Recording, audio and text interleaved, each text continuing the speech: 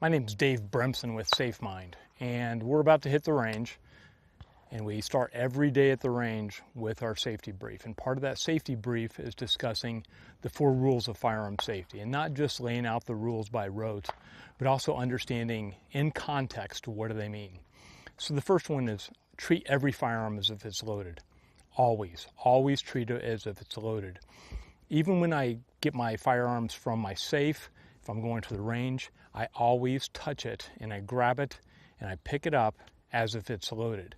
So I always assume a good firing grip. I'll always keep it in a safe direction. I'll keep my finger off the trigger until I'm on target ready to fire.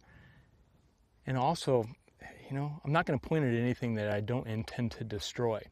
And it doesn't matter where I go. If I treat this thing if it's loaded all the time, I'm not going to have any accidents. So there's 2 rules of firearm safety that talk about the firearm itself, and then we have 2 that talk about the targets and the things that we will present our firearms or point our firearms to, and the ones that we won't. So again, number 1 is treat it as if it's loaded, always. Number 2 is never point your firearm at anything that you don't intend to destroy. So if someone's in your house and you're using this in a defensive situation, you're not going to point it at your big screen TV. You're not going to point at anything else other than the floor, a wall, or also the threat, okay? So even if you have a light on the firearm, you can use the light in a safe manner where you don't have to point the light exactly at where you want the light to go. You can reflect the light off of a wall, a ceiling, or a floor. So never point at anything that you don't intend to destroy. Number 3 is keep your finger off the trigger until you're on target and ready to fire. So even if I'm pointed at a threat, but I'm not ready to fire, I'm going to keep my finger off that trigger. So, I know defensive firearm use is stressful, particularly if someone is in your house. Don't go clearing your house with your finger on the trigger. You have plenty of time to go from here to here. This will not save you any time, yet it will create a significant hazard, and you may shoot something that you don't intend to shoot. Number 4, always be aware of your target and everything around it.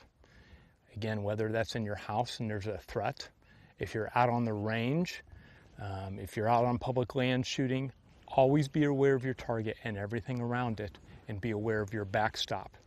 For instance, I was camping with my family.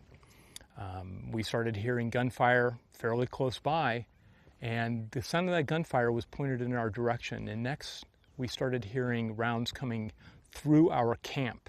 So through our camp.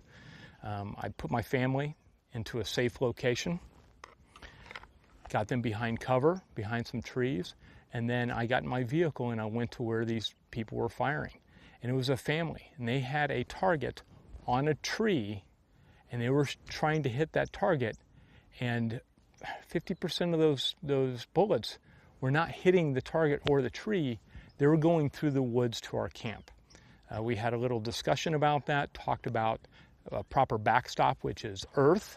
Earth is your backstop, particularly out on public lands, or if you're at a shooting range, it's the specifically designed wall that'll retain those bullets and prevent them from harming someone else. So always be aware of your target and everything around it. So again, to reiterate, treat every firearm as if it's loaded. Number 2, never point at anything you don't intend to destroy. Number 3, keep your finger off the trigger until you're on target and ready to fire. And number 4, always be aware of your target and everything around it. Dave Bremson with SafeMind.